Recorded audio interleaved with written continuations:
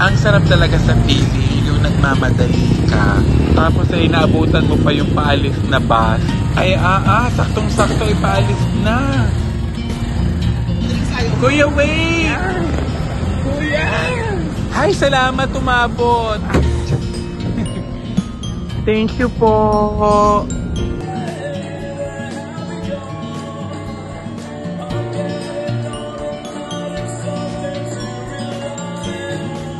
Bago kami magsimula ng aming showbiz update, ay pinanood muna ni Tito Oji ang kanyang bagong talent, ang J Hearts Band, all the way from Maldives, na kumanta ngayon sa ASAP. Ayan, mas inuunan nyo pang manood kaysa mag-research ng mga ibabalita natin. Charot! I-check ka muna! Dali! Parang kabado ang manager At ganito ho kami mag-shoot ng aming showbiz update. Yes! Opo! Tama po ang nakikita ninyo. Cellphone lamang po ang ginagamit namin kapag nag-shoot kami. iPhone 15 Pro Max Cash! Outfit check! Tuwing may showbiz update lamang ho ako lumuluwas ng Maynila. Kaya lahat ng pwede kong gawin dito sa Maynila ay pinagsasabay-sabay ko na. Alam nyo naman po, simula po nang natapos ang pandemic, tinamad na ho akong lumawas ng Maynila. Dahil parang mas masarap magtrabaho sa Batangas. Kaya pagkatapos po namin mag-shoot ng showbiz update namin, dumiretso na po ako dito kay Dr. J.C. Solis ng Gorgeous Smile para ipalinis ang aking napakagandang ngipin. Thank you, Doc, sa pag-aalaga ng aking ngipin. Ay, ayaw paawat. Huy. Oo na, maganda na. Tama na. Next stop, ay pupunta naman tayo sa Ideal Vision, located at SM North EDSA. Alam ganin nyo na kapag pupunta ako din sobrang dami laging tao dahil napakaganda nga ng serbisyo nila. Kaya kapag may problema kayo sa inyong mata, dito na kayo magpunta. Kaya naman sa isang linggo, dadalhin ko din lahat ng aking mga lalaki, lahat ng aking mga baby boy dahil parang malalabo na ang kanilang mata. Bakit? Abay, hindi nila nakikita ang aking halaga. Char! Abay, kung sa design din lang naman, ay napakaraming magagandang design kayong pagpipilian. May mga mura din na abot kaya ng inyong presyo. At sa dami nga akong magagandang design, ay ari ang aking napisale. Ang napili ko ay yung simple laang. Ganyan ko kayo kamahal dahil lumabo na ho ang aking mata sa pag-e-edit ng aking mga video at mga vlog. Parang yung mga baby ko, parang malabong mahalin ako. Char! Abay, dahil nandinin na din lang naman ako, ay kahit ako'y busog dahil ang dami kong kinain sa bahay ng Tito Oji, ay nagramin pa din ako dahil minsan na nga lamang ako makapunta din sa Maynila, sa SM North EDSA. Dahil meron nga din ng ramen, kaya kumain ako. Ang next na pupuntahan ko naman po ay Headway Vera Salon dahil meron ho akong birthday na pupuntahan. Nakakatuwa naman ang tapat na dahil simula nung college pa ako, nandinin na talaga yung sakayan ng taxi kung saan nyo man gustong pumunta.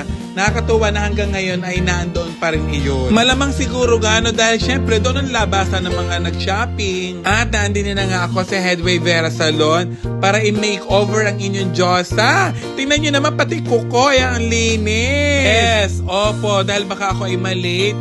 Habang ako ay ginugupitan, ako ay nagpamanicure na din. Para sa mga hindi nakakaalam, bukod nga ako sa napakaganda ng gupit nila, ay may mga manicure and pedicure din ho din sa Headway Vera Salon. Located at Tomas Morato area, din ho sa Quezon City. Nako, ay talaga namang ako ay na-birthdayan pa, din kay Chef Jeng C. Flores. At bongga ang kanilang birthday yan. May pagarni-garni pa. Naku po, parang hindi garni ang mga birthday yan sa amin.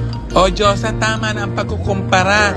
Dahil ang dami mong sinasabi kapag ikaw ay napunta sa birthday yan sa Batangas. Nakikain ka na nga, pupulaan mo pa ang handa na kesyo. Walang atay, malabnaw ang sabaw, kulang sa ricado, ay kainaman ka na. Tama na ang pagkukumpara ha. Ganyan pala ang birthday yan din sa Maynila. Kakaibahan. Pati mga handa nila, hindi ko makain dahil parang nga ngayon ko lamang nakita iyon. Bukod sa hindi ko mabigkas ko anong pangalan ng mga pagkain iyon. May-ari ho ng Heavenly Dessert ang may birthday. Siya lang naman ho ang gumagawa ng masasarap na dessert dito sa ating bansa. Wow, bansa na talaga. I-rate ko ang pagkain. Are yung soup na are parang 6/10. At rin namang isinubo kong are ay perfect 10. Ay, grabe si Chef Jeng. Parang concert ang ginawa niya sa kanyang birthday. Bongga ang kanyang mga guests. Sabi, mantakin mo iyon, kumanta ang The Company.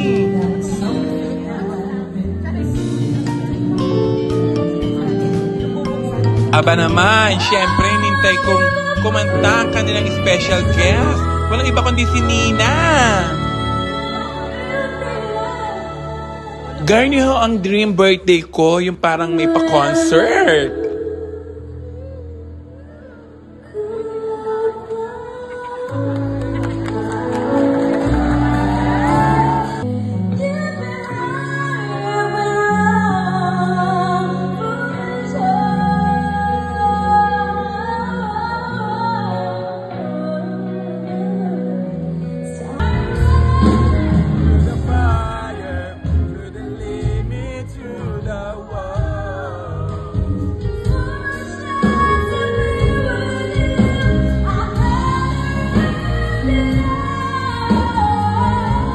Ba't wala kami nakuha raffle?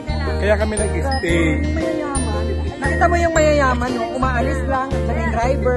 Saan ka pa Alam mo talaga yung mga walang no? Naghahanap talaga. Batangas pa po ang pinanggalingan ko na masahe pa ako para sa raffle.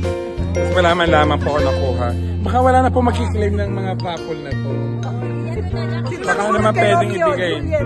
Ayan, O baka naman kayo ang kukuha niya, kaya ayaw niyo ibigay sa may hirap. Pipili kayo ng babanggain niyo. Ayan na. Ayan, hindi ako bumangga. Pumili ka kasi ng babanggain mo rin. Wala ba talaga? Alam mo, may 068 Kulot ko. yan eh. Sa'yo yung kulot ko. Yung pakulot ako, pa 500 to. Ako ang bumayad nito sa kulot. Bire mo, libre ako sa health Rivera Salo, pero ako binayaran kita. Wala ba dyan talaga? Ganda ng pagkakulot mo, ha? Oo, di ba? Sabi ko, hanggang ano to yung gambus. Ay, inunahan ka na ng Ay, bulsa. grabe kayo. Ito mga waiter. Ang mga take out. Siyempre kasi. Hindi Shanghai ang kanilang tinake out, kundi Bulaklak. Kung may dala lamang ako sa sakyan, ako nag-take out ng mga bulaklak na yun. Ibigay! Ibigay! Pinapirma-pirma nyo kami, tapos wala pala kami matatanggap. Tsaka wala, lahat na naglabasan, di ba? Tapos yung ito, hindi pa na. Ano ba yan? Formality lang ba yung number na yan? O wala naman talaga? Alam mo, hindi nyo yun sa Tampiolo. Aminin nyo yan. Tara na, may araw din kayo. Ano nagkakabigayan? Yung may narinig kayo, yung alam mo wala na. Nagkakabigayan daw eh. Huwag na nandun ipagsabi. Huwag na nandun ipagsabi. Tayo na lang na. Huwag na pag makaingay. Dahil na-stress ho ako, dahil hindi na naman ako nabola sa raffle, talagang walang swerte, ay nagpamassage na lamang ako din sa Deluxe Spa. Scout Fernandez, Tomas Morato. Pagkatapos ko magpamassage ay dumiretso uwi na ho ako sa aming probinsya. Saan pa? Din sa bayan kong Sinalangan sa Lemery, Batangas. Natulog lamang ako ng kaunting oras at pagkatapos ako ay nakilibing na. Nakakaya naman. Wag na naman at kami naman inikilibing laang. Kaya nakakaya naman pa Jollibee pa. Wag na! At ako naman ay hindi nakapagpulaw kagabi. Kylie, nakakahiya naman sa Jollibee. Walang chicken, Kylie. Anong itutulak? Burger. Kylie, walang chicken or spag. Anong tubig? Anong pantulak? Anong tulak? Ano ka? Diba nito lahat kakain? Tapos na pala ang dasal. Nakakahiya. Ako naglinis na yung bago. Hindi man lang nakapagdasal.